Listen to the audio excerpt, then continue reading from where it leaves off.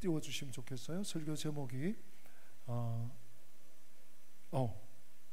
아브라함의 믿음과 복. 같이 한 번 더 읽어볼까요? 우리 화면에 떴습니다. 시작. 아브라함의 믿음과 복. 한 번만 더 읽어봅시다. 아브라함의 믿음과 복. 우리 성도님들 중에는 다는 그렇지 않겠지만 성경에 나오는 인물, 또 성경에 나오는 어떤 인물이 하나님을 믿고 하나님의 복을 받고 또 하나님의 은혜를 누리는 것을 보면서 그 사람은 그 사람이고 또 나는 나고, 혹시 이렇게 생각하시지 않죠? 지난 주일에 저희들이 믿음의 다른 말, 인내라고 했어요. 그죠? 우리는 믿음이라고 써놓고 또 믿음이라고 우리가 보면서 인내라고 읽을 줄 아셔야 돼요. 읽어낼 수 있어야 돼요.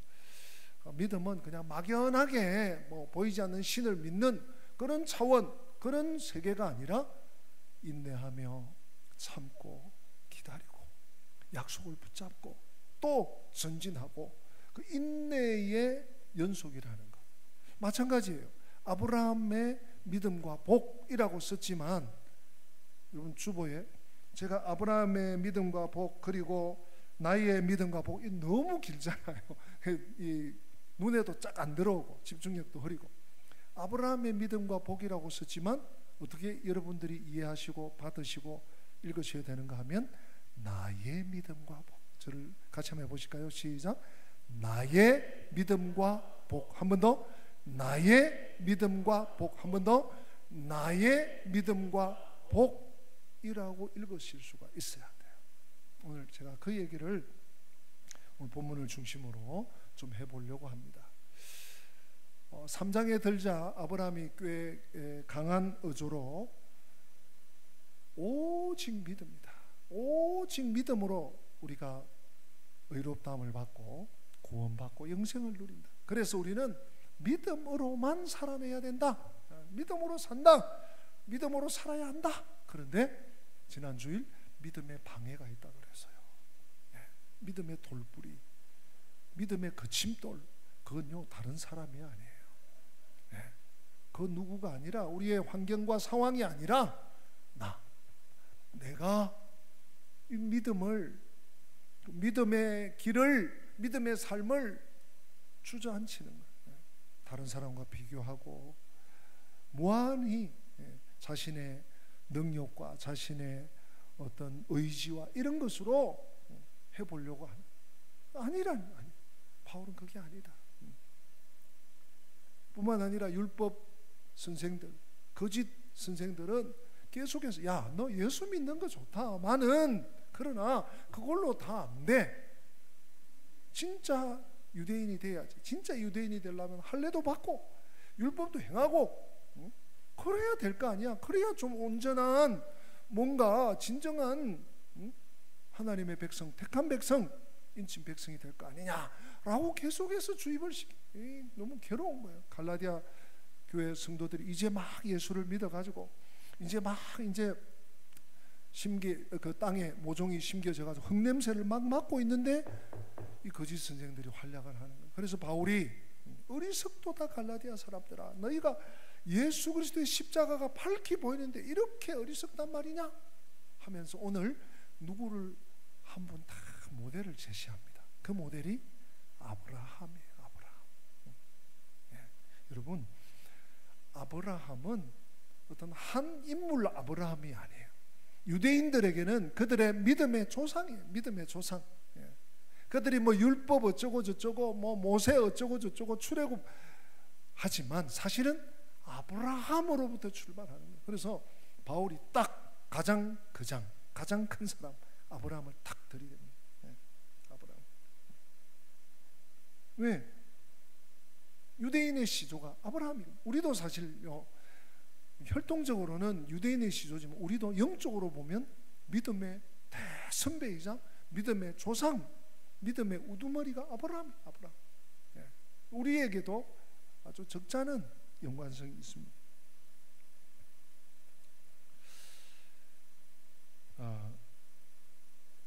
그래서 이 아브라함을 이 바울이 딱 제시하면서 지금 막 갈팡질팡 어찌할 바를 몰라하는 갈라디아 성도들의 중심을 딱 잡아주고 있습니다.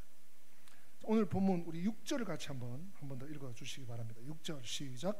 아브라함이 하나님을 믿음에 그것을 그에게 의로 정하셨다 함과 같으니라. 아멘. 우리가 아브라함의 믿음에 들어가기 전에 지금 의라는 단어입니다. 의라는 그 표현을 제가 거의 그 지금 한 몇 주 전부터 우리 2장 14절에도 제가 많이 2장 14절인가요? 14절에도 강조했고 그 전부터도 의, 하나님의 의, 하나님의 구원, 하나님의 죄 용서 이런 것과 연관시켜서 의라는 것에 계속해서 제가 꼬리에 꼬리를 물고 말씀을 지금 전해 드리고 있습니다. 근데 오늘 6절 말씀에 아브라함이 하나님을 믿음에 그것을 그에게 의로 뭐 하셨다고요? 정하셨다. 그냥 뭐 이렇게 어려운 구문은 아닙니다만은 여기서 우리가 조금 더 한 단계 더 들어가야 될 것이 있습니다. 사실 이 6절 말씀은 창세기 15장 6절을 그대로 인용한 말씀이에요. 바울이 아브라함이 하나님을 믿은 것, 그것을 하나님께서 간주해 주셨다. 무엇으로? 의로 정하셨다는 말은 원어로 여러분 엘로기스세라는 그런 단어인데요, 헬라어 단어인데요, 정하셨다. 우리 그렇게 번역됐습니다만은 이 용어는 그 사업하는 사람들, 뭐 혹은 회계, 계산하는 사람, 이런 사람들이 쓰는 용어예요. 거기서 어떤 물건을 팔았습니다. 팔아서 그 대금이 그 값에 맞게 들어왔다, 수령되었다, 그런 뜻으로 사용을 고대 사회에 고대 헬라어, 코인의 헬라어가 썼습니다. 여기서는 서는 데다, 정하셨다는 단어가 말이죠, 여겨지다 또는 간주되다 이런 의미가 되는 것입니다.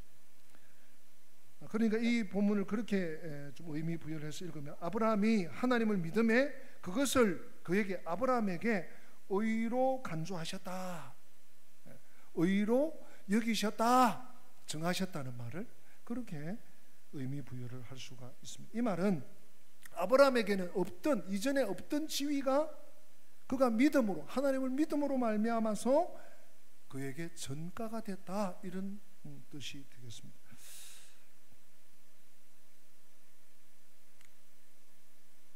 근데 이 우리가 그에게 의로 정하셨다 그러면 당연히 하나님을 믿었고 그래서 하나님께서 그를 이쁘게 귀하게 여겨주셨다, 이런 정도는 우리가 상상을 할 수 있습니다. 그런데 이 본문의 의미는 훨씬 그것을 뛰어넘습니다. 이 얘기를 제가 오늘 좀 언급할 텐데요, 하나님이 아브라함의 믿음을 의로 정하셨다는 이 성경 말씀은 좀 잘 들어보세요. 그분이 하나님께서 아브라함을 대하실 때 마치 그가 의롭게 살고 있는 것처럼 대하셨다는 거예요. 아브라함은 지금 의롭지 못해. 아직 여전히 부족하고 부끄럽고 허물이 많고 실수투성이고, 여러분 창세기 보십시오. 아브라함이요 막 자기 아내인데 누이라 그러고요, 막 거짓말도 하고요, 왕 앞에 자기 죽을까봐 자기 살려고 이거 부끄럽다, 이런 모습도 보여요. 아브라함이 여전히 연약합니다. 부족함이 있습니다. 그런데 하나님께서 의로 정하셨다는 것은 아브라함이 하나님 믿는 것 그거 하나 보고 너 의롭다, 의롭게 살고 있다, 이렇게 여겨주신다는 뜻이에요.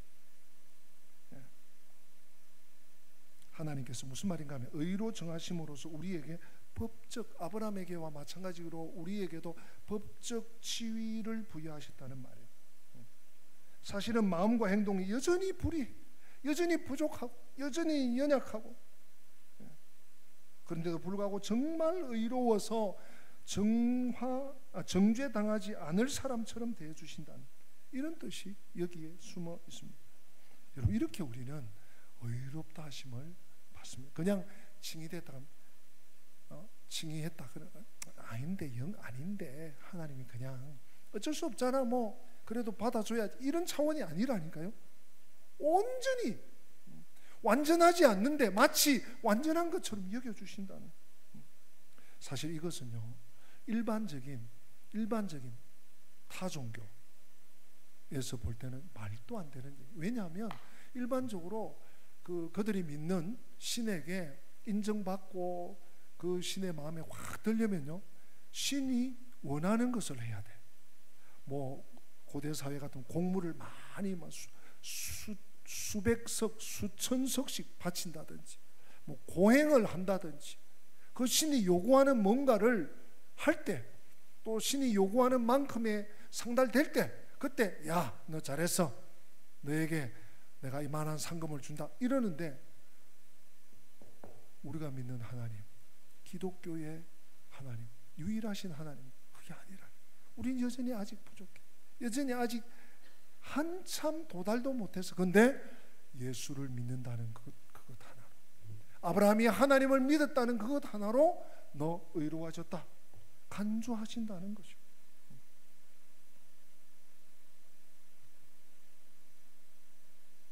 그래서 마틴 루터가 유명한 말을 남깁니다. 유명한 말을 남깁니다. 우리 한번 따라서 해보실까요? 그리스도인은 의인인 동시에 죄인이다. 여러분 좀 어떻습니까? 이 말이 좀 확 마음에 확 와닿습니까? 우리는요, 완전해서 의인이 아니에요. 우리는 뭔가를 내가 목표하고 내가 예수 믿어서 앞으로 10년 안에, 내가 30년 안에, 내가 죽기 전에 이 목표에 도달한다, 그게 도달했기 때문에 의로워진 게 아니에요. 여전히 우리는 죄인이에요. 어제도 죄인이고 오늘도 죄인이고 내일도 죄인이에요. 근데 예수 믿는다는 그것 하나 때문에 의인이에요. 언제부터? 예수 그리스도를 나의 주, 나의 하나님으로 고백한 그때부터. 놀라운 혁명입니다. 이것은 혁명입니다. 로마서에서도요, 바울은 로마서 4장 5절에 하나님이 경건하지 아니한 자를 의롭다 하신다라고 선포한 적이 있습니다. 의가 증가받는다, 의롭다함을 받는다. 그 시점에 우리는 아직 여전히 뭐다? 의인이 아니고 죄인이라는 것입니다. 의로운 지위가 주어진 것은 우리 마음이 특정한 수준이나 어떤 우리가 예배를 드린다 그러면 하나님께서 지금 요구하는 90%까지는 도달해야 내가 받아 하는 거기에 도달했기 때문에 유기심을 받은 게 아니에요. 우리가 어떤 복종이나 뭐 시키는 일을 잘했기 때문에 아니에요. 삶을 깨끗이 정리해야 증가되는 것이 아닙니다. 거꾸로 우리는 아직 여전히 도달하지 못하고, 아니 평생 도달할 수 없고 여전히 죄인일 때 징의를 받는 것입니다. 여러분, 그래서 우리 기독교 신앙은요, 우리의 구원은 은혜입니다. 은혜. 믿음도 은혜입니다. 은혜라는 단어 말고는 표현할 길이 없는 거예요. 은혜입니다. 우리 옆에 분에게 은혜입니다, 은혜입니다 한번 고백합시다. 은혜입니다, 은혜입니다. 우리 사실 여기 앉아 있는 것도 은혜입니다, 은혜입니다. 예수를 믿는 것도 은혜입니다. 자, 그러면 아브라함의 믿음은 도대체 어떤 믿음인가? 조금 더 우리가 발전을 시켜봅시다. 우리 7절, 여러분 7절 같이 읽어주십시오. 7절 시작. 그런즉 믿음으로 말미암은 자들은 아브라함의 자손인 줄 알지어다. 아멘. 보세요. 믿음으로, 아브라함이 믿음으로 의롭다 하심을 여김받고 정해졌다, 간주하셨다. 마찬가지로 믿음으로 말미암은 자들은 아브라함의 자손이 되는 거예요. 이것은 아브라함의 육적 자손을 말하는 것이 아닙니다. 유대인을 말하는 것이 아니라 영적 자손. 우리도 동일한, 아브라함과 동일한 이 믿음 때문에 하나님의 자녀가 되고 아브라함의 자손이 되는 것입니다. 그래서 여러분 9절 같이 읽읍시다. 9절 시작. 그러므로 믿음으로 말미암은 자는 믿음이 있는 아브라함과 함께, 믿음으로 말미암은 자는 믿음이 있는 아브라함과 함께 뭘 받는다고요? 복을 받는데, 복을 받는. 아브라함처럼 믿음으로 말미암는다. 믿음으로 말미암은 자가 믿음으로 복을 받는다. 그러면 이 아브라함의 믿음의 실체가 무엇인가? 오늘 본문은 적어도 두 가지를 우리에게 제시하고 있습니다. 첫째로 우리가 아브라함에게서 보듯이 이 구원의 믿음, 이 아브라함의 믿음은 복음의 약속을 믿는 믿음입니다. 자, 한번 따라서 합니다. 약속을 믿는 믿음. 한 번 더. 약속을 믿는 믿음. 따라 안 하시는 분들은 약속을 믿을 의도가 없는 겁니까? 아니죠. 약속을 믿는 믿음이 아브라함의 믿음이에요. 그냥 단순히 신이 있어, 신이 어딘가에 존재하고 계셔, 그것이 믿음이 아닙니다. 그것은 기독교 신앙이 결코 never ever 아닙니다. 우리 기독교 신앙은 뭐냐? 하나님이 내가 너를 사랑한다, 내가 너를 구원한다, 하나님의 말씀, 약속을 믿는 믿음이에요. 여러분, 우리의 믿음, 우리의 구원 얻는 믿음의 근거가 어디 있습니까? 여러분, 성경에 있어요. 성경에.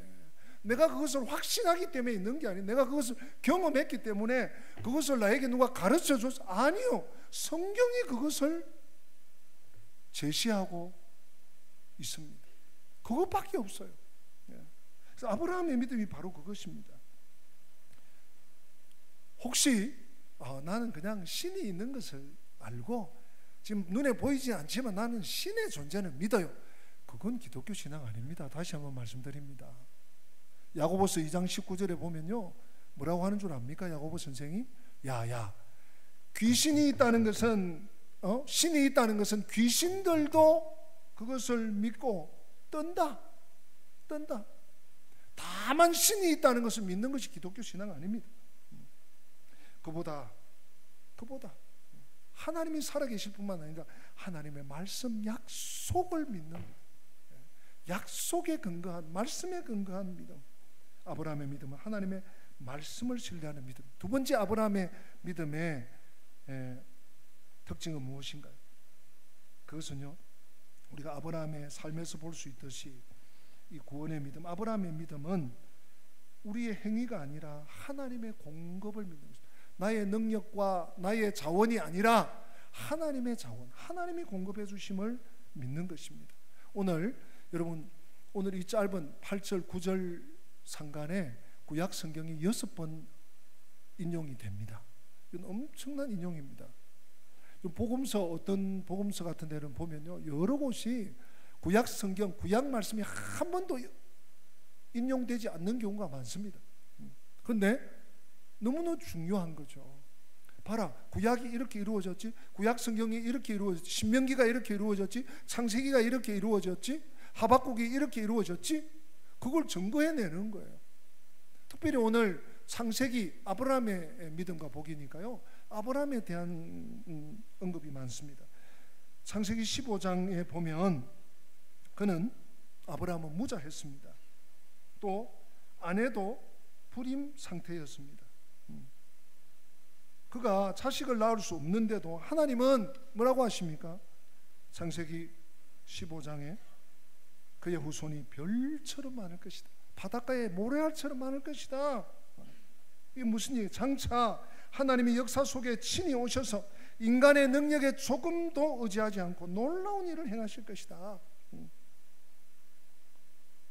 약속된 이 아브라함의 상속자는 전혀 아브라함의 힘, 아브라함의 의지, 아브라함의 능력, 아브라함의 자원에 달려있지 않고 전적으로 누구에게? 하나님께 달려있다. 하나님께 달려있다.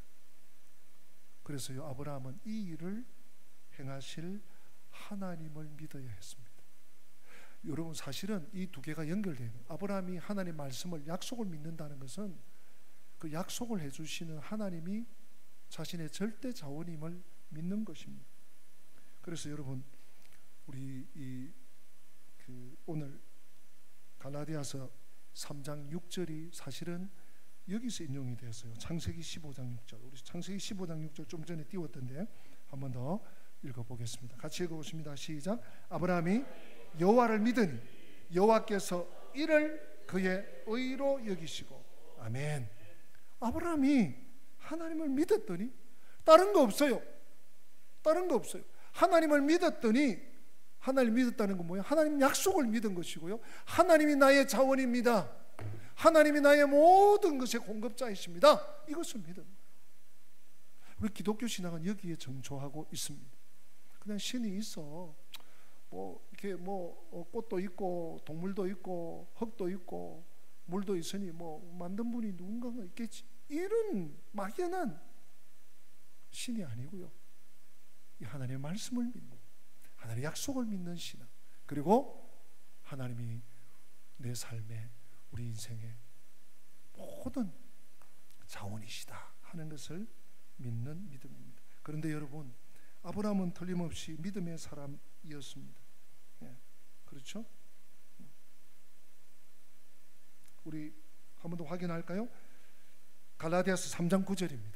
갈라디아서 3장 9절, 우리 같이 한번 읽어보십시다. 갈라디아서 3장 9절. 방송실? 네, 3장 9절 띄웠죠? 같이 읽습니다. 시작. 그러므로 믿음으로 말미암은 자는 믿음이 있는 아브라함과 함께 복을 받느니. 아멘. 우리가 창세기 15장 6절에서 이미 아브라함이 하나님을 믿음에 라고 기록하고 있었지만, 바울이 보세요, 한 번 더 확인해 줍니다. 믿음이 있는 아브라함. 아브라함은 하나님을 믿는 사람이고, 아브라함에게 오직 있는 것은 믿음이었습니다. 그런데 모든 사람이 믿음이 있느냐? 어떻습니까? 우리 주변에, 우리 직장 생활하면서, 우리 이웃, 우리 아파트 옆동, 우리 빌라 밑에 집, 모든 사람이 아브라함처럼, 우리처럼 하나님을 믿습니까? 아니에요. 그렇지 않는 사람이 어마어마하게 많아요. 그래서 우리가 예수 생명 행복 축제를 해야 되는 거예요. 어떤 사람이 있습니까? 여러분 10절 보십시다. 10절. 이런 사람이 있어요. 이런 사람. 시작. 무릇 율법 행위에 속한 자들은 저주 아래에 있나니 기록된 바 누구든지 율법 책에 기록된 대로 모든 일을 항상 행하지 아니하는 자는 저주 아래에 있는 자라 하였습니다. 아멘. 아브라함처럼 하나님만을 의지하고, 하나님만을 의식하고, 하나님만 믿고 따라가는 자가 있는가 하면, 어떤 사람들이 태반입니까? 이 세상에 율법 행위에 속한 자. 내가 이것을 지킴으로, 내가 무엇을 행함으로, 내가 무엇을 달성함으로, 내가 무엇을 이룸으로 하나님 인정을 받으려는 사람. 그 사람은, 이런 사람은 율법 가운데 그 안에 살게 된다라고 12절에 말씀하고 있습니다. 여러분 12절 보니까 율법은 믿음에서 난 것이 아니니 율법을 행한 자는 그 가운데서 살리라. 그 가운데서 살리라. 네. 여러분 그 가운데 산다, 즉 무엇으로 산다, 이런 말은 행복과 만족을, 그의 삶의 목표를 거기에 의존한다는 뜻이에요. 무엇으로 살든 그것이 사실상 그 삶의 핵심입니다. 내가 그것을 산다, 그것 때문에 산다, 그것을 위해 산다, 같은 말이에요. 우리의 의미와 자신감과 기준이 거기에서 나옵니다. 여러분 그런 의미에서 여러분들에게 질문을 한번 던져봅니다. 나는 무엇으로 사는가? 스스로에게 한번 던져보십시오. 나는 무엇으로 살지? 내 삶의 기초는 무엇인가? 나는 어떤 기초 위에 지금 하루하루, 한 주 한 주, 한 달 한 달, 한 해 한 해 살아가고 있는 내 삶의 기초는 뭔가? 또 지금 내가 거기에 서 있는 그것을 잃어버리면 나는 모든 것을 잃어버린 그것은 무엇이지? 스스로에게 한번 질문을 던져보십시오.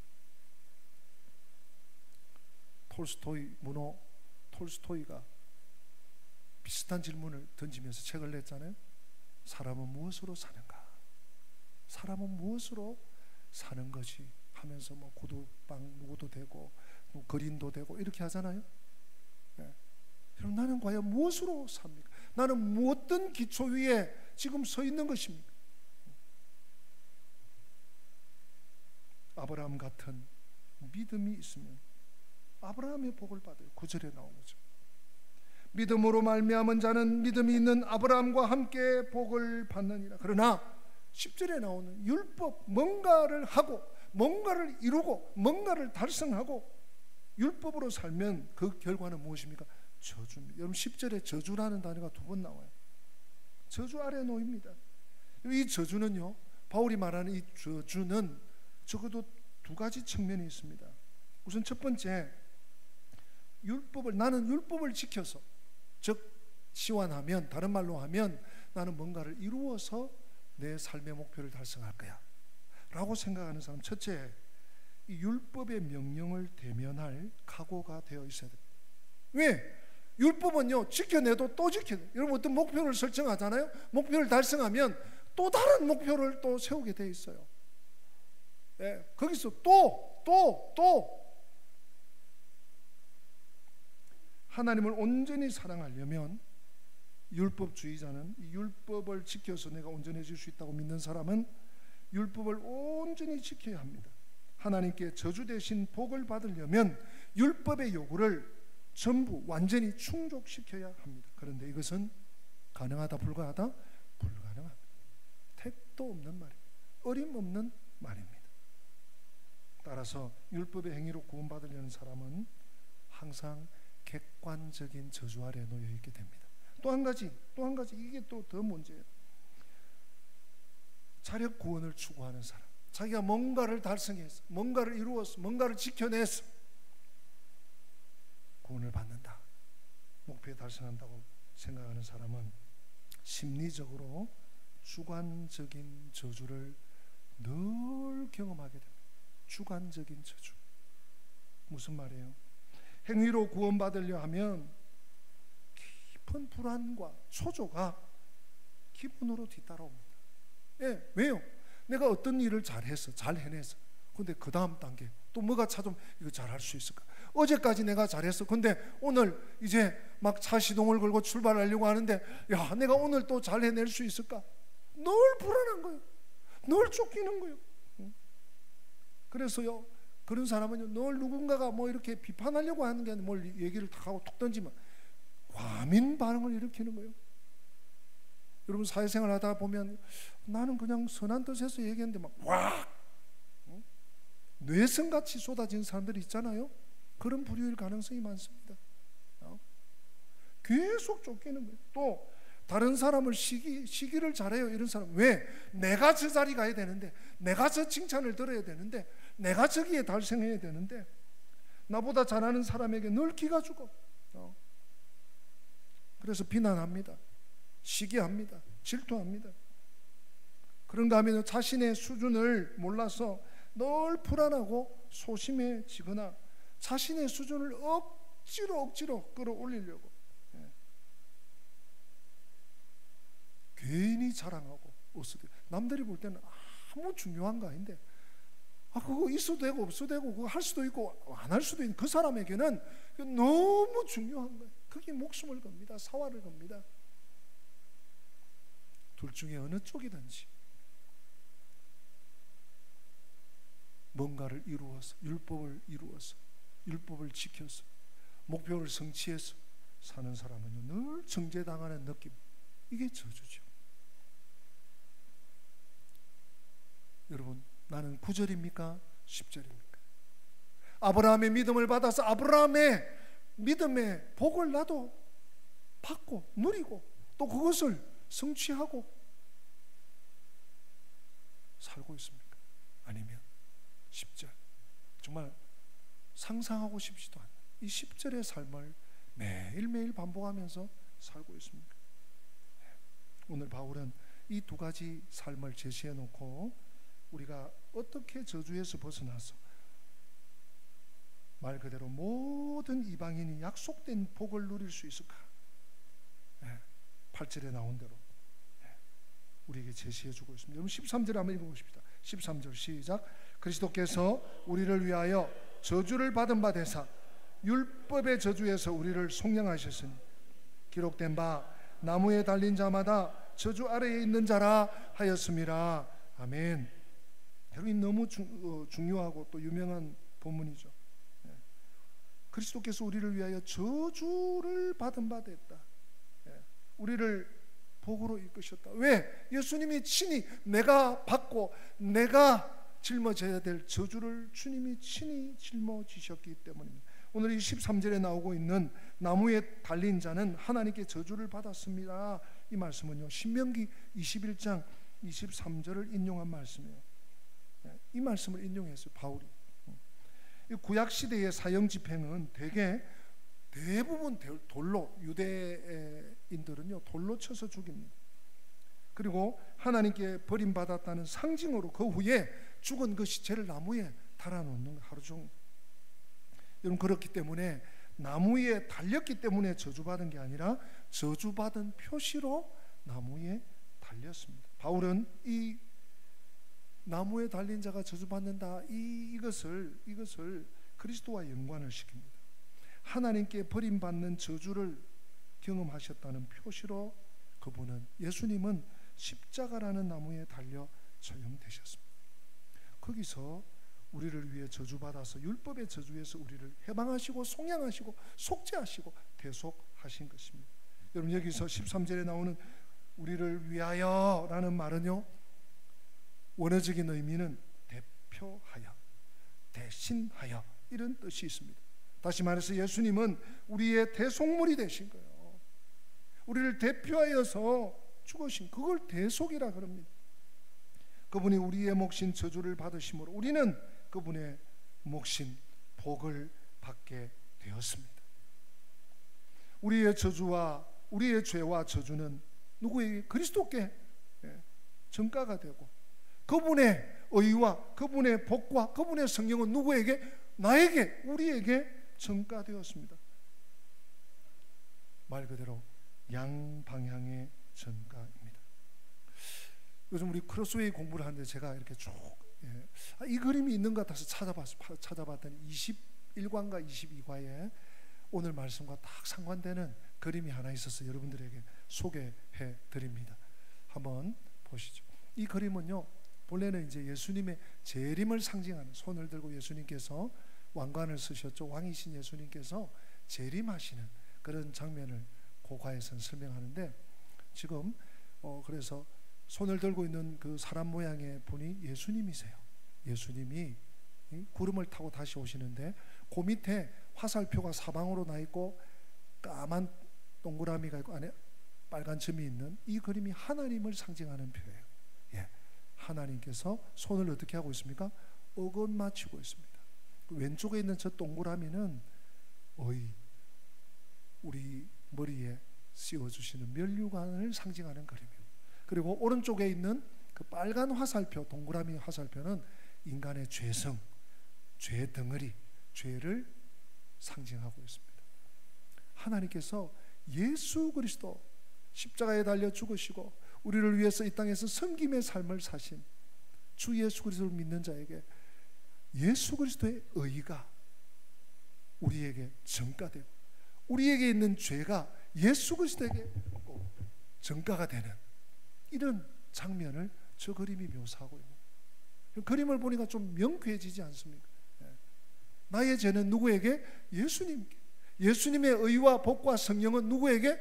나에게. 이것이 구원입니다. 이것이 영생입니다. 이것이 바로 복음입니다. 우리가 바울의 표현에서 보듯이 예수님은 우리를 속량하시려고 단지 저주받으신 것이 아니에요. 저주가 되셨습니다. 그냥 저주를 타율적으로 받고 끝나는 것이 아니라 능동적으로 저주가 되셨어요. 이 표현을 고린도후서 5장 21절이 잘 해주고 있습니다. 우리 고린도후서 같이 한번 읽어보십니다. 하나님이 죄를 알지도 못하신 이를 우리를 대신하여 죄로 삼으신 것은 우리로 하여금 그 안에서 하나님의 의가 되게 하려 하심이라. 아멘.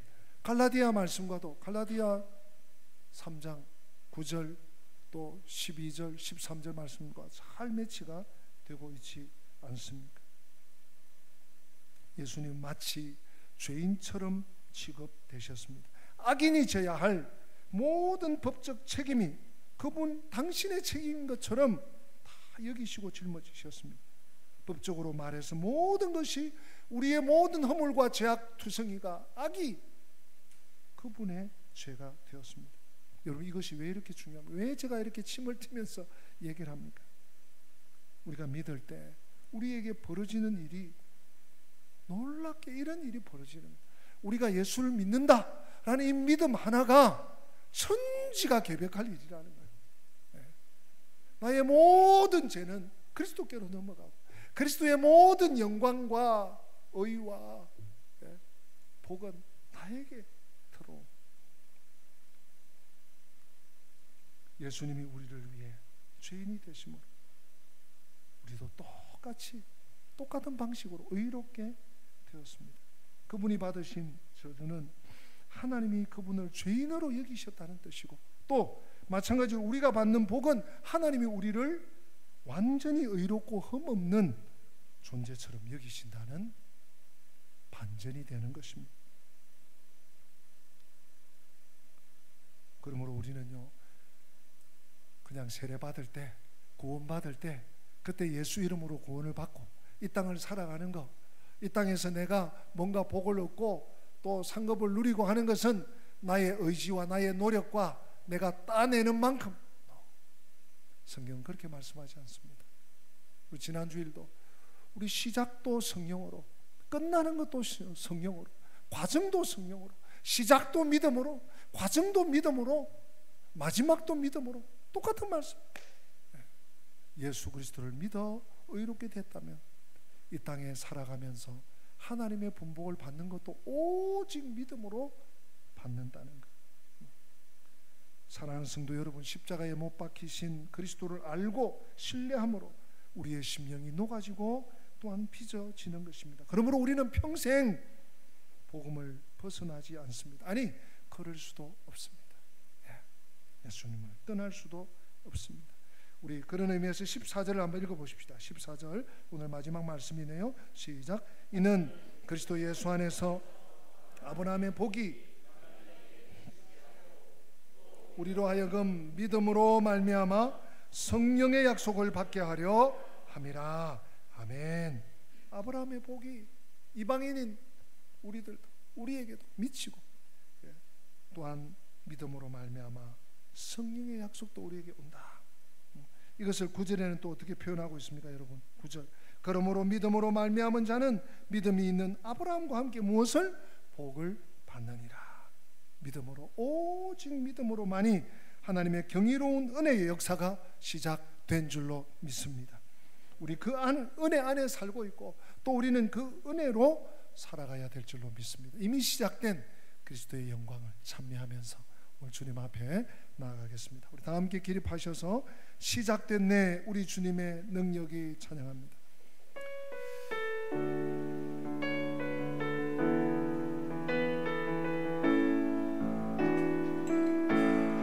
시작된 내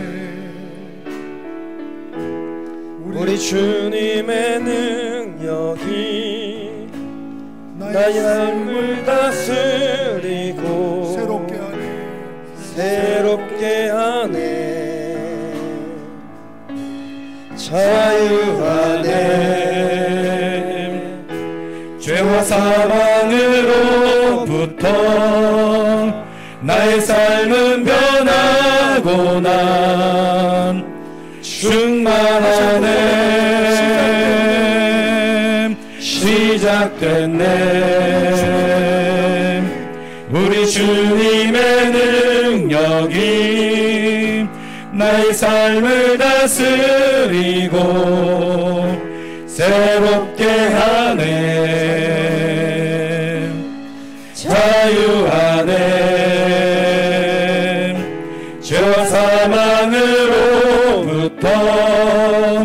나의 삶은 변하고 난 충만하네.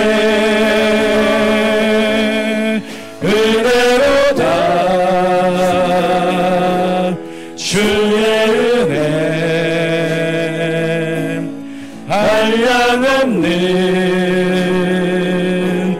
주의 은혜 은혜로다 주의 은혜 변함없는 신실하신 주의 은혜 은혜로다